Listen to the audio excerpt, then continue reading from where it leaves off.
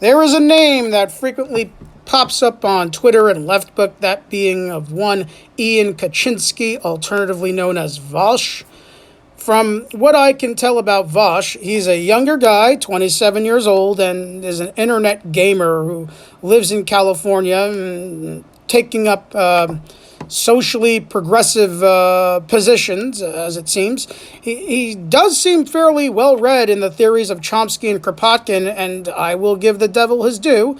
He was sort of right about Tulsi Gabbard, but not really.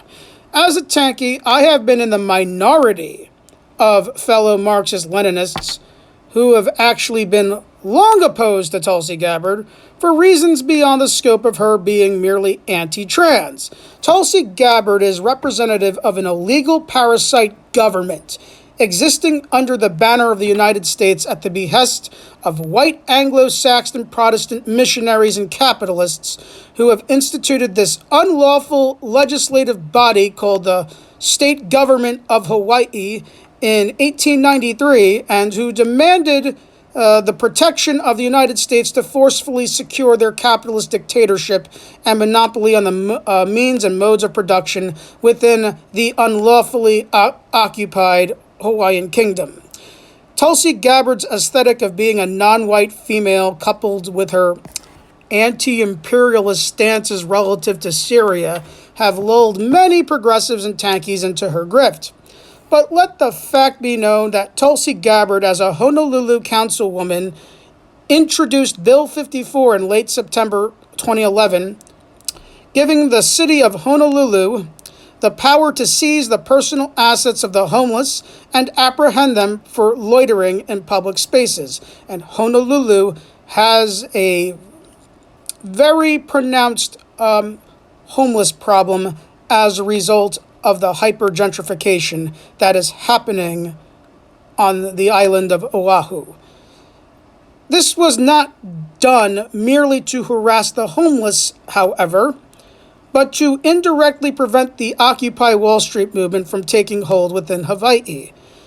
Tulsi Gabbard was the first politician to officially devise local policy to suppress the Occupy movement, in which many other policymakers would follow her lead in the oncoming weeks. Later on, to save face, she would latch on to the counter-revolutionary Bernie Sanders scene for her own personal gain. Tulsi Gabbard was never a friend to Aboriginal Kanakas struggling to regain their sovereignty, and she is no friend to the 99%. And yet, despite this long history of being a two-faced imperialist feigning anti-imperialism, the issue that sets off Vosh and the rest of the artificial left is Tulsi Gabbard's poor take on a manufactured issue relative to trans people being able to participate in intramural scholastic athletic activities. Is that what it really all boils down to? And while I do support and believe that trans people should have the right to use whatever bathroom and play in whatever sport they wish to participate in, these aren't really the most pressing issues that face the proletarian trans community. The most pressing issues that proletarian trans folks face are along the same lines with all other historically marginalized and oppressed groups: having their basic materialistic needs met, not being subject to employment discrimination, housing discrimination, legal discrimination, denial of healthcare services, and not to mention, not being murdered in broad daylight for just simply existing. But if we bring these issues up, according to Vosh, in all of his infinite wisdom, that a 27-year-old internet gamer who never built a movement can possess, we are suddenly class reductionists. Listen, I'm not trans, but I am the nephew of Venus Extravaganza, who is arguably the most tragically infamous trans woman in American history. And if she had all of her basic materialistic needs met, along with not being discriminated against in terms of employment and housing, her healthcare needs, She, along with so many other trans women and trans people overall, may still very well be alive today. Now, onto the subject of who Vosh and the rest of the Zoomer-aged Breadtube attacks, Caleb Maupin. While most of you, and by you I mean the Zoomer Breadtube crowd, were still in middle school and high school trying to figure out your place in the world, and by the looks of it, you still haven't figured it out, which is why you want to tear the whole world down, right? Caleb was marching in the streets of Cleveland, sometimes as the only white person standing in solidarity with African Americans against police brutality. Caleb was also standing in solidarity with Muslims in the face of neoconservative America post 9/11. Not a very popular position to take at the time. He was organizing people to strike at Walmart and was doing activist shit a lot longer than most of you Zoomer Breadtube kids have been doing it. Caleb is not a Trump supporter. He is not a grifter. He's been for the same things he's always been for since he came out as a communist, when most of you were probably in preschool at the time. Okay? So now there are a plethora of lies about Caleb, that he's some sort of racist national Bolshevik because he appeared in some picture alongside Alexander Dugin, who he was having a debate with. You know something? You Breadtube kids don't know how to do, debate. Because all you do is character assassinate and label anyone who disagrees with you as an apologist for fascism.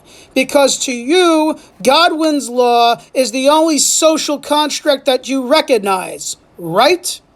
You know what? I appeared in pictures with Aaron Black at various Occupy actions. That doesn't make me an operative of the DNC, does it? In fact, that you attack Caleb and not Aaron Black, who works for Nancy Pelosi indirectly, shows me how fucked up your priorities are. And most of you probably don't even know who Aaron Black is, but since you parrot most of the positions his internet sites put out, I can assume that you are either working for him or maybe the University of California, and you don't even realize it.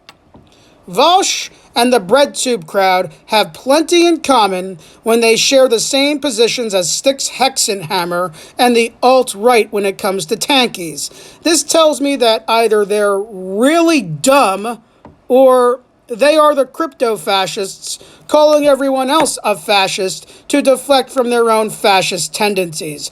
Breadtube doesn't care about addressing the crisis that is neoliberalism. They don't care about improving the material conditions of the proletariat, including the trans proletariat. They don't care about fighting capitalism. They don't want to fight capitalism if that means that they can peacefully coexist alongside of capitalists, which the capitalists will never allow.